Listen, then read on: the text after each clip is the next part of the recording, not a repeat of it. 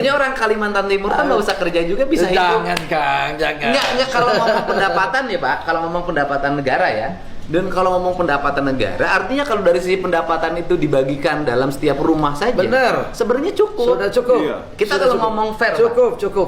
Kalau ngomong fair, cukup. artinya hasil pendapatan dari tambang itu dikelola, kemudian dibagikan dalam bentuk gaji pada warga. Siap. Menurut saya bisa. Cukup. Karena penduduknya cuma 4 juta, Pak. Setuju Kang. 4 juta itu kalau per kepala keluarga berarti kurang lebih 1 juta kepala keluarga. Ya. 1 juta kepala keluarga kalau tiap bulan dikasih 5 juta rupiah, Ya. jadi 5 juta kali 5 triliun. hanya 5 triliun. Cukup nggak, Pak? Cukup. Oh, cukup. Makanya kemarin tuh waktu ngobrol-ngobrol, Iya. saya bilang pembandingnya adalah Jawa Timur itu APBD-nya 28 triliun. Penduduknya 10 kali lebih banyak daripada Kalimantan Timur. Ini APBD-nya ya bedanya 24 triliun pada waktu yang kemarin. Tapi penduduknya cuma 4 juta.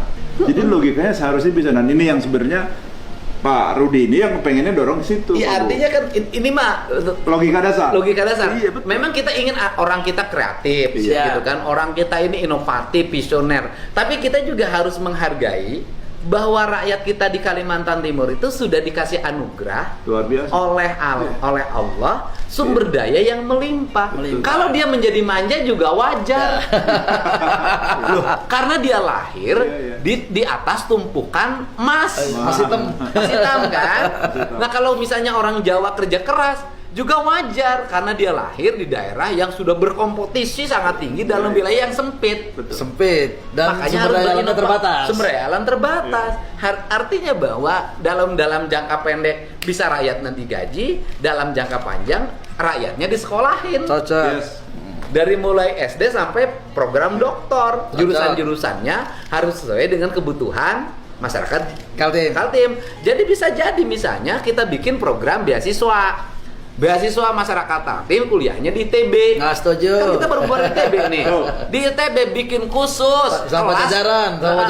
sama Unpad, ya kan, Unpad. sama Unpad. Dibikin khusus kelas, yaitu kelas mahasiswa Kalimantan Timur, eksklusif. Cocok. Kan keren, Pak? Mantap itu kan. Ya kan? Cerita. Bikin kelas sesuai Cerita dengan kemarin- jurusan. Cerita kemarin baru launching program apa namanya?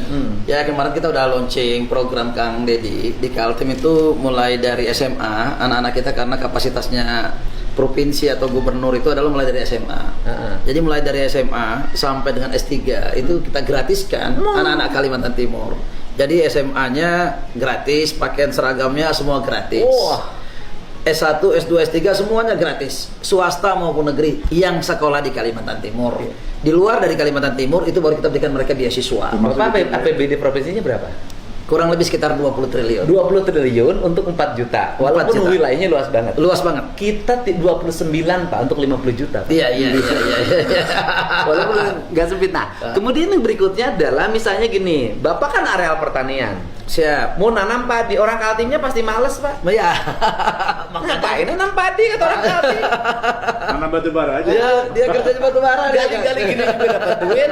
Terus ngapain juga ke laut, Iya. nyari ikan muter-muter. Iya. Nah, kalau begitu begini caranya, Pak. Gimana Kita itu, bikin Kang? kontrak kerjasama Cocok. Nah, ini yang perlu. antara Pemprov Jabar dengan Pemprov Kaltim.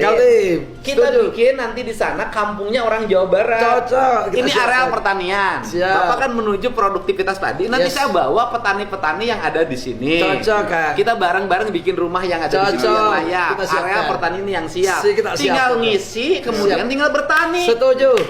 Nih, Deal.